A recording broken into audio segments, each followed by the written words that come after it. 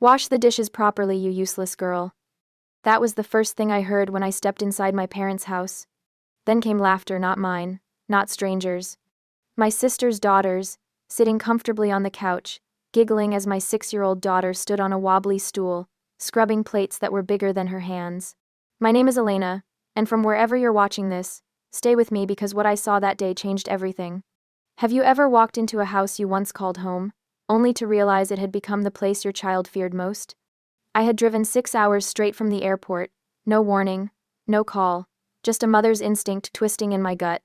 And when I walked in, I saw it, my daughter, shaking, trying to clean dishes while my mother barked orders, and my father muttered insults under his breath. She's not like Clara's girls, Mom sneered.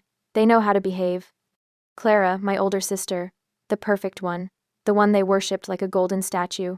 Her daughters were the angels. Mine, the scapegoat. I watched my little girl scrub harder, her lips trembling, her tiny shoulders stiff. Enough, I said quietly. The room froze. My mother turned slowly, like I had just interrupted something sacred. Oh, you're here, she said, pretending surprise. We were just teaching her responsibility. Teaching? I repeated. You mean humiliating a child while her cousins laugh? Dad scoffed. Don't be so emotional. Kids need discipline. But my daughter didn't even look up, because she already knew crying in this house earned nothing but mockery. So I didn't scream, I didn't argue.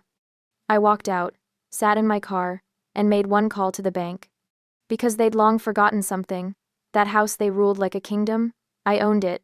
I'd been quietly paying the mortgage since 2019 after Dad's stroke, after Clara said she couldn't afford it. And that day, I stopped. No warning, no explanation, just a quiet, final click. Within 48 hours, the payments froze. Within a week, their grace period ended. Within a month, the foreclosure notice went live. The house they used to humiliate my daughter in was now scheduled for auction. And me? I didn't look back. Because sometimes revenge doesn't shout. It simply walks away and lets gravity do the rest. They didn't notice right away. Of course they didn't. People like my parents never do. They were still strutting around that house like royalty, barking orders, gossiping about Clara's perfect life, while my daughter sat in the corner, silent. They still served Clara's girls fresh juice in crystal glasses and gave mine water in a chipped mug. They still called her clumsy, lazy, and not raised right. But what they didn't know was that the house they were standing in, that symbol of their power, was already slipping away, one unpaid day at a time. 3 days after I canceled the payments, Mom called. Her voice was fake sweet, like it always got when she wanted something. Lena, sweetheart, did the bank call you too? There must be a mistake. We got some notice about a missed payment. No mistake, Mom, I said calmly. I stopped paying it. The silence that followed was heavy, the kind of silence that tastes like fear. Then came the shift, her voice trembling but trying to sound gentle. But honey, we thought you were helping us out of love. Family helps each other. I laughed softly. Family doesn't scream at a 6-year-old like she's a maid. She tried to argue, to twist it into something noble, but I hung up before she could finish. Because for the first time in my life, I wasn't explaining myself to people who only respected what I gave, never who I was. Then Clara called. Her tone was sharp, panicked, entitled. Lena, you can't do this. The girls love that house. Mom and Dad will be devastated. I took a slow breath. Were you devastated when they called my daughter useless? When she cried washing your dirty plates while your kids watched?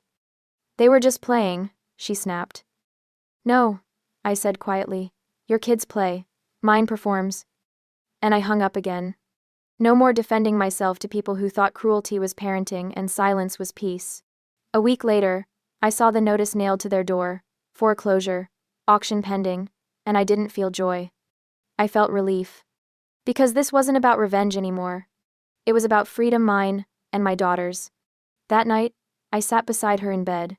She looked up at me with those big, uncertain eyes and whispered, Mom, am I in trouble?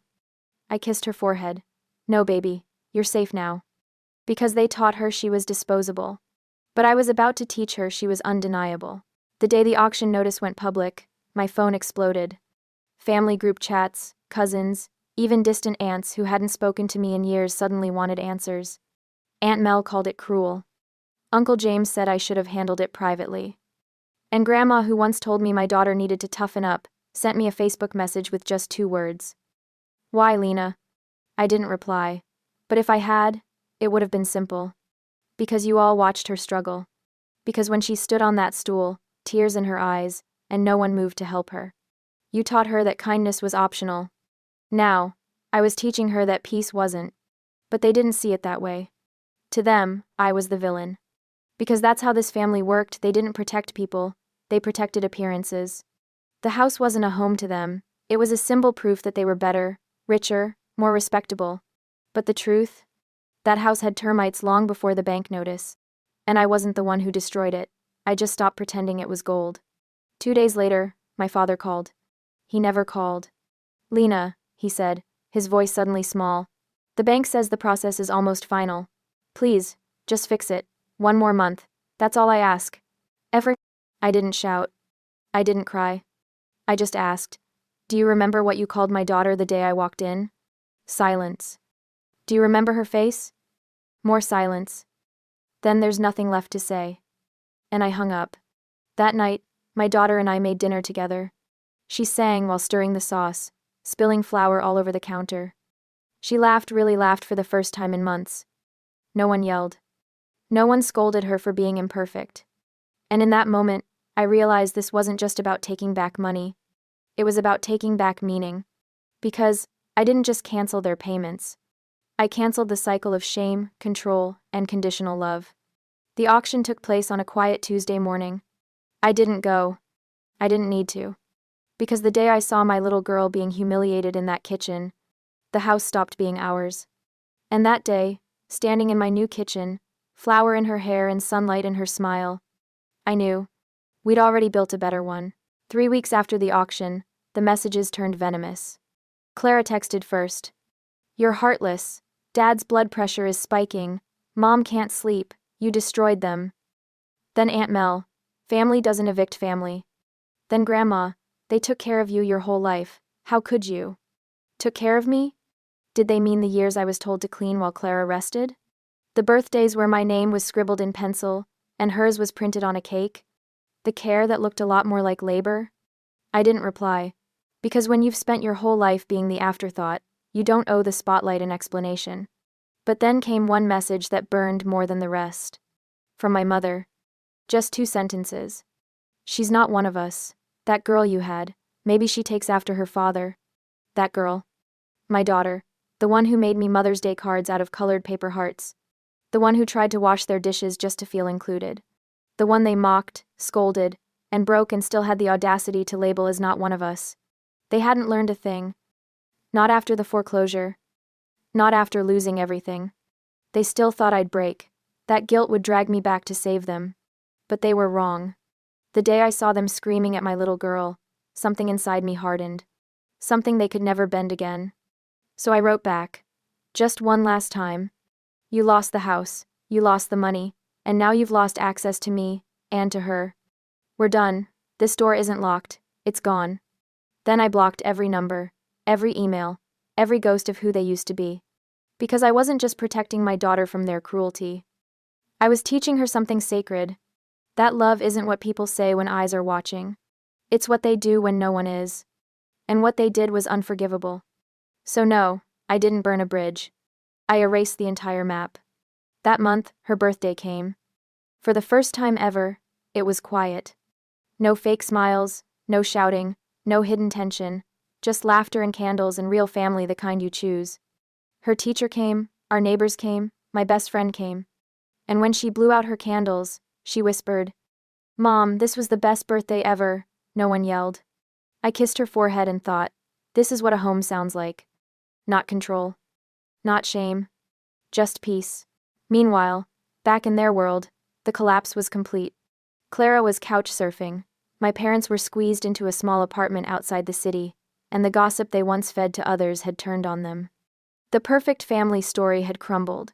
Turns out, when your foundation is built on favoritism and silence, the fall isn't private, it's public. A cousin messaged me one evening. I saw what happened. I wish I'd spoken up sooner. I saw how they treated her, and you. I thanked her sincerely, but I told her the truth. We were done looking backward. Because some families aren't lost to tragedy. They're stripped away by truth, layer by layer, until you realize you were never the broken one, you were the witness, the survivor, the seed they tried to bury, not knowing you'd grow into a storm. Now, peace had a sound, my daughter's laughter drifting through the hallways of a home that was ours. No fear, no tension, no walking on eggshells. Just life. Months passed. They tried to rewrite the story, of course. Word spread that I had overreacted, that I was unstable, that I'd stolen their house out of spite.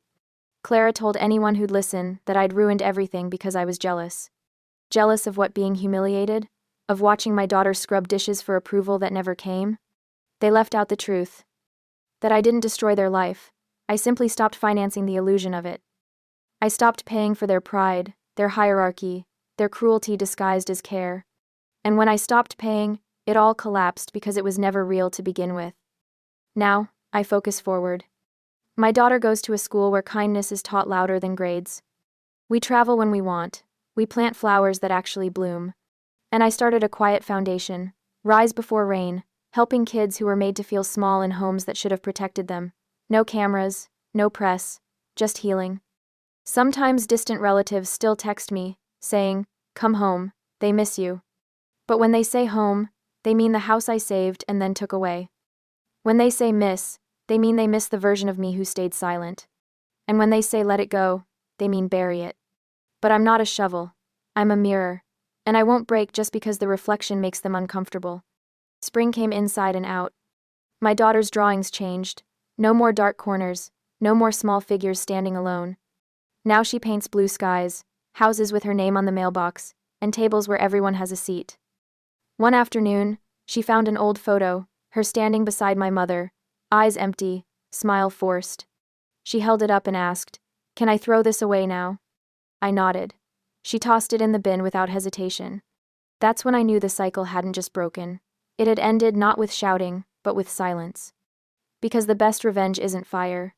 It's peace. It's a little girl who no longer flinches when someone raises their voice. It's a mother who doesn't chase validation, she builds safety.